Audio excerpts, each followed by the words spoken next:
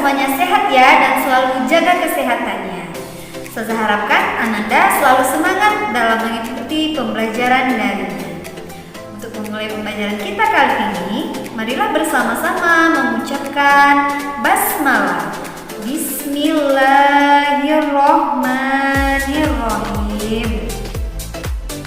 Baik anak-anak ustazah, adapun muatan imtak dalam pembelajaran kita kali ini sebagaimana telah Allah jelaskan dalam Al-Quran surat An-Nahl ayat 14 yang artinya, dan dialah Allah yang menundukkan lautan untukmu agar kamu dapat memakan daripadanya daging yang segar seperti ikan, dan kamu mengeluarkan dari lautan itu perhiasan yang kamu pakai, dan kamu melihat bahtera berlayar padanya, dan supaya kamu mencari keuntungan dari karunia-Nya dan supaya kamu bersyukur.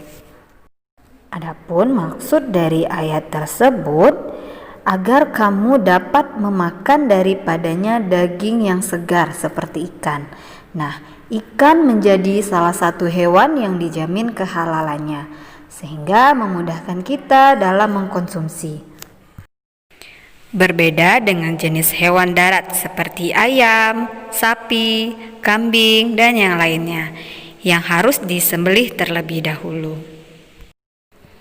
Adapun tujuan dari pembelajaran kita kali ini, yang pertama, mengolah hasil peternakan dan perikanan menjadi produk pangan dan sekaligus mengemas dan menyajikan. Yang kedua, menyajikan laporan proses dan hasil pengolahan berupa video. Adapun bahan dasar hasil peternakan dan perikanan, yang pertama daging. Daging merupakan bahan pangan yang mengandung banyak gizi. Dalam daging terdapat protein tinggi, yaitu menyebabkan asam amino esensial lengkap dan seimbang. Daging yang biasa dikonsumsi oleh masyarakat seperti daging sapi, domba, kambing, dan kerbau. Tanda-tanda daging sapi yang baik, yang pertama, tidak berwarna biru, yang kedua, tidak banyak lemak, yang ketiga, warnanya lebih muda, yang keempat, seratnya lebih halus. Yang kedua ada ikan. Adapun keunggulan dari ikan, yang pertama mengandung protein yang berkualitas tinggi, yang kedua kaya akan asam lemak esensial omega 3 yang memberikan perlindungan terhadap jantung, dan yang ketiga minyak ikan mengandung vitamin D. Adapun ciri-ciri ikan yang baik untuk dikonsumsi, yang pertama, warna kulitnya terang, cerah, dan tidak suram. Yang kedua, bila ikan bersisik, sisiknya masih melekat dengan kuat. Yang ketiga, dagingnya segar dan elastis. Yang keempat, tidak menunjukkan tanda-tanda bau busuk. Yang kelima, tidak berlendir. Yang keenam, ikan tenggelam di air. Yang ketiga ada unggas atau ayam.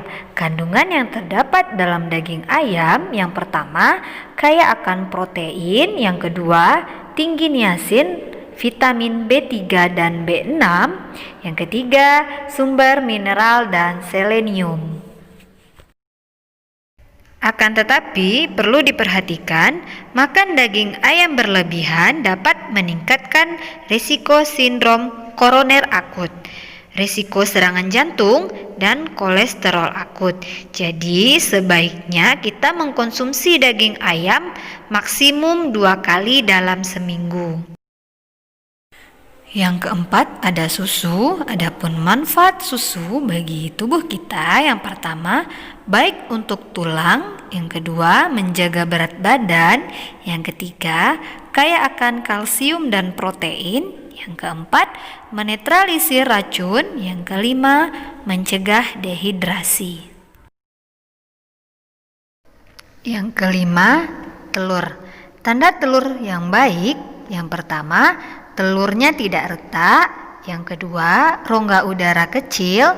Yang ketiga, jika dimasukkan ke dalam air, telur akan tenggelam. Yang keempat, bila dipecahkan, putih telur dengan kuning telur tidak terpisah. Adapun manfaat telur bagi tubuh kita, yang pertama, meningkatkan kinerja otak. Yang kedua, mencegah penyakit jantung. Yang ketiga, menjaga kekuatan otot. Yang keempat, menurunkan berat badan. Yang kelima, menambah energi.